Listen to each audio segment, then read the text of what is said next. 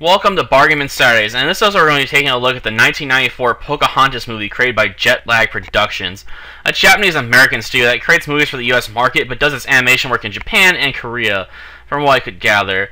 I guess this does bring up the age-old question of if this movie and others like it should qualify as anime, but I don't feel like this movie truly warrants discussing that topic, to be honest. With that being said, this movie was a rather wasted 45 minutes of my life since it doesn't really offer anything of substance. Well, before I move on to discussing the plot, I feel I need to get this barely little nitpick off of my chest.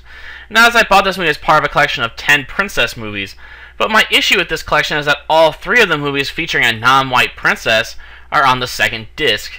I don't know if this was done in order to make a statement, or if I'm thinking a little too hard about a non-issue, but it still bugs me a bit.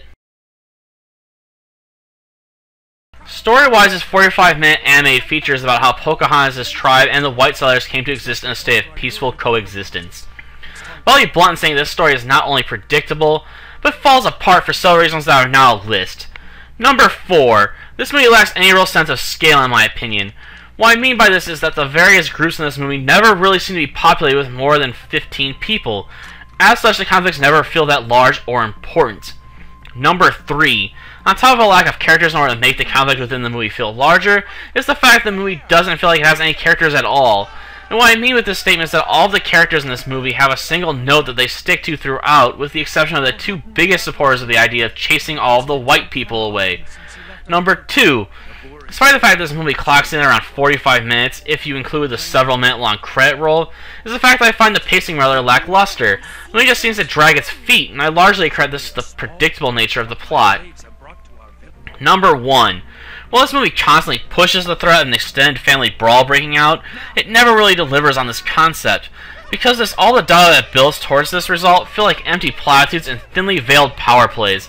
And while politics can be interesting to discuss, it tends to be a real drag to listen to. And if anyone has watched this movie previously, then yes, I am aware that a battle breaks out inside the Native American village at one point. But this battle is over so quickly and has so little in terms of action that only one person is even injured during the armed conflict. Jeez.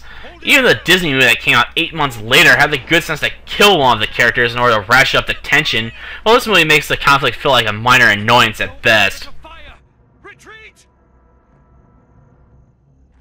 Broadly speaking, this movie is rather underwhelming.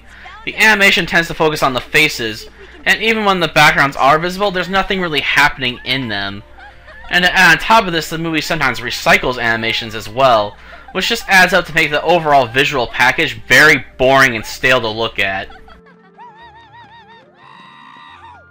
Sound-wise, this movie does fare a bit better, but that's only because of how much credit I'm willing to give this short animation for having 3 original songs, instead of just shamelessly recycling a couple of songs that already existed.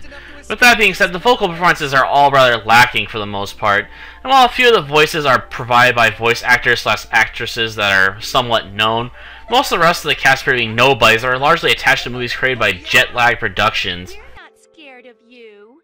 And now? In conclusion, this movie is just a 45-minute waste of your time. It doesn't really tell an interesting story, it's not even as interesting as the myth itself is, and if you really wanted to watch Pocahontas, I'd almost recommend just going and watch the Disney movie all over again. Though I still have one Pocahontas movie I also recently picked up in another collection, so maybe we'll take a look at that next week and find out if another group can do a bit better with it.